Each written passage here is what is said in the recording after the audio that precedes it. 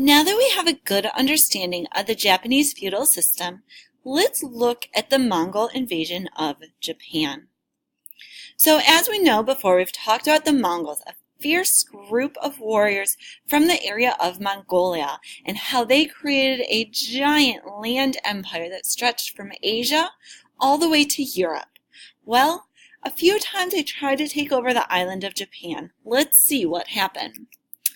So the Mongol invasion of Japan did not go exactly as planned. In 1247, the first invading army was composed of over 40,000 Mongols and Koreans. A typhoon or a hurricane hit and destroyed more than 200 Mongol ships, forcing them to retreat. In response, Japan built coastal defenses and readied for another attack. Now, the Mongols weren't officially a fleet of Navy soldiers. However, after they conquered parts of China, they actually acquired a navy from them.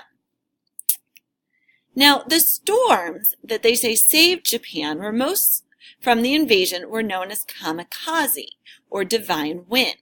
This term is also used today to refer to the Japanese pilots who would crash their planes on purpose into U.S. battleships during World War II. Now, again, in 1281, the Mongols formed two armies to attack from different directions at the same time. They broke through the defensive coastal wall that had been built, but soon another typhoon had hit, completely destroying the Mongol army. It was said that of the 140,000 soldiers, barely 7,000 survived. Japan would not come as close to invasion for another 650 years. So basically, we can see that the Mongols failing to take Japan is part of why we see the feudal system exist or continue to exist in Japan.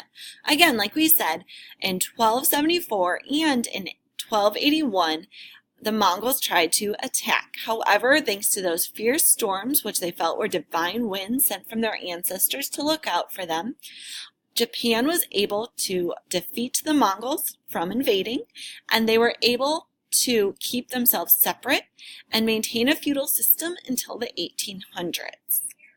So, a key thing to write back in your yellow notes is because the Mongols did not conquer Japan, the feudal system of Japan lasts for another 600 years.